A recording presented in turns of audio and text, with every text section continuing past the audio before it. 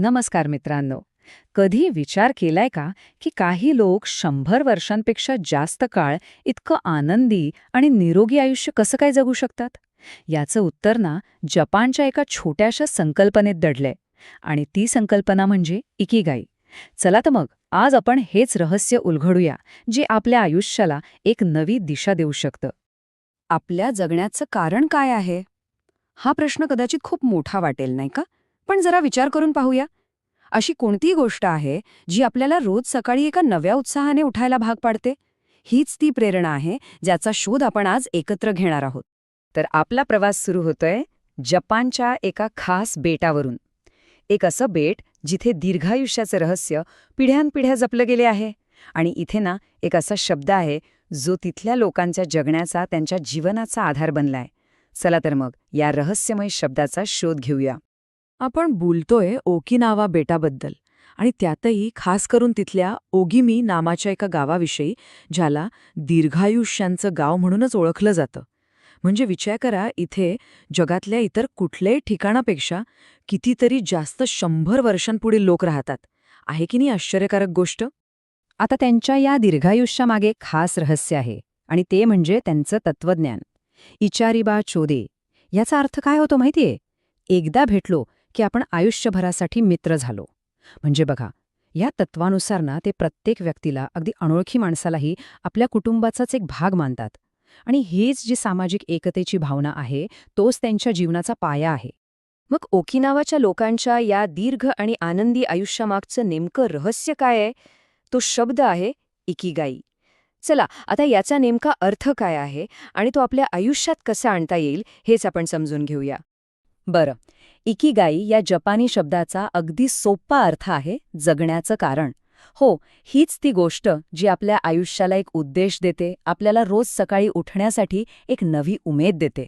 पण थांबा, ही फक्त एक गोष्ट नाहीये, तर 4 महत्वाच्या गोष्टींचा मिलाप आहे.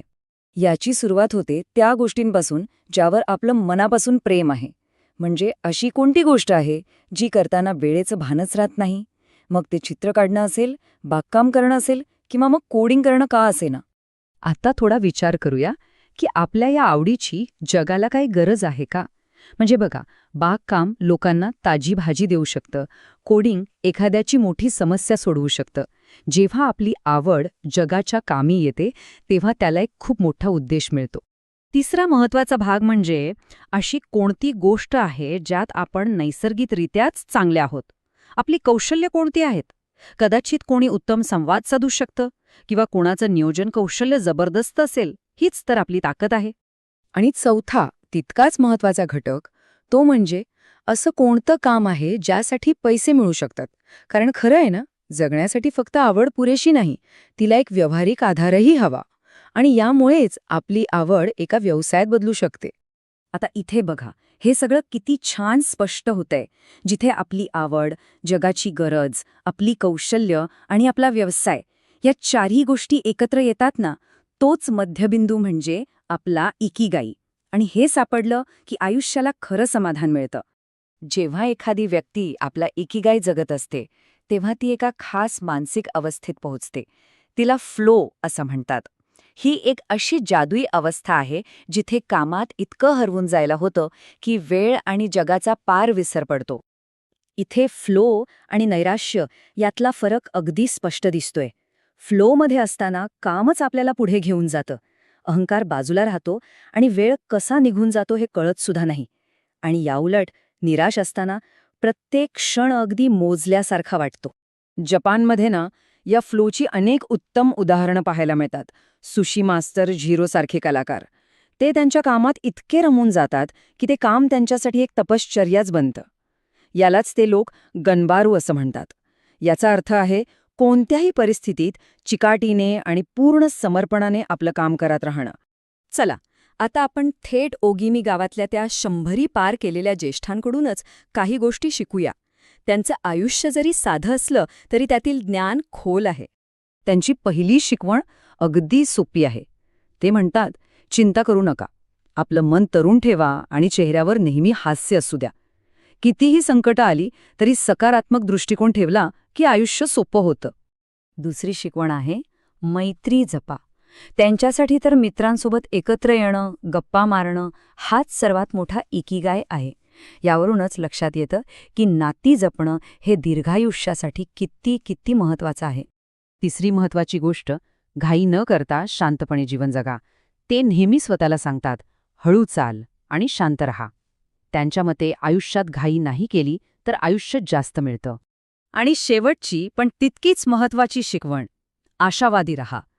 प्रत्येक दिवसाची सुरुवात या एका विचाराने करा की आजचा दिवस आरोग्य आणि ऊर्जेने भरलेला असेल आणि तो पुरेपूर जगायचा आहे. तर मग या सगळ्या ज्ञानाचं सार काय आहे? लेखकांनी याला 10 सोप्या नियमांमध्ये मांडलं आहे. हे नियम आपल्याला आपला इकिगाय शोधायला आणि तो जगायला नक्कीच मदत करतील. चला तर मग पहिले 5 नियम पाहूया. नियम 1, नेहमी सक्रिय रहा. कधीच निवृत्त होऊ नका. आपली आवड जपत रहा. नियम 2, प्रत्येक गोष्टीत घाई करणं सोडा. शांतपणे जगा. नियम 3, पोट पूर्ण भरेपर्यंत कधीच खाऊ नका. फक्त 80% खाण्याचा नियम पाळा. यामुळे शरीर हलकं राहतं. नियम 4, आपल्या आजूबाजूला नेहमी चांगले मित्र असू द्या, कारण तेच आपलं खरं औषध आहेत. आणि नियम 5, पुढच्या वाढदिवसासाठी स्वतःला शारीरिक आणि मानसिकदृष्ट्या तंदुरुस्त ठेवण्याचं ध्येय ठेवा. आणि आता पुढचे 5 नियम. 6वा नियम, चेहऱ्यावर नेहमी स्मितहास्य ठेवा, कारण ते सकारात्मकता पसरवतं. 7वा, निसर्गाशी पुन्हा एकदा आपलं नातं जोडा.